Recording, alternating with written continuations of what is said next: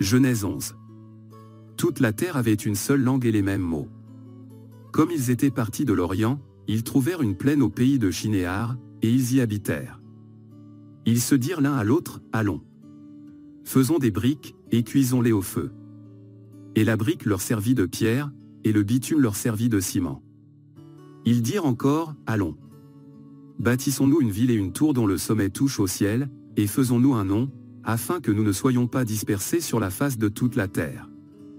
L'Éternel descendit pour voir la ville et la tour que bâtissaient les fils des hommes. Et l'Éternel dit, voici, ils forment un seul peuple et ont tous une même langue, et c'est là ce qu'ils ont entrepris, maintenant rien ne les empêcherait de faire tout ce qu'ils auraient projeté. Allons.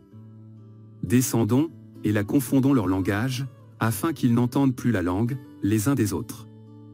L'Éternel les dispersa loin de là sur la face de toute la terre, et ils cessèrent de bâtir la ville.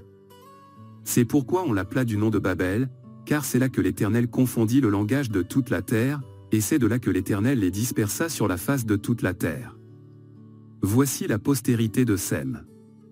Sem, âgé de 100 ans, engendra Arpachshad, 2 ans après le déluge. Sem vécut, après la naissance d'Arpachshad, 500 ans, et il engendra des fils et des filles. Arpachshad, âgé de 35 ans, engendra Shélak. Arpachshad vécut, après la naissance de Shélak, 403 ans, et il engendra des fils et des filles. Shélak, âgé de 30 ans, engendra Héber. Shélak vécut, après la naissance d'Héber, 403 ans, et il engendra des fils et des filles. Héber, âgé de 34 ans, engendra Péleg. Héber vécut, après la naissance de Péleg, 430 ans, et il engendra des fils et des filles. Péleg, âgé de 30 ans, engendra Reu. Péleg vécut, après la naissance de Reu, 209 ans, et il engendra des fils et des filles. Reu, âgé de 32 ans, engendra Serug. Reu vécut, après la naissance de Serug, 207 ans, et il engendra des fils et des filles. Serug, âgé de 30 ans, engendra Nachor. Serug vécut, après la naissance de Nachor, 200 ans, et il engendra des fils et des filles. Nachor, âgé de 29 ans, engendra Térak. Nachor vécut, après la naissance de Térak, 119 ans, et il engendra des fils et des filles.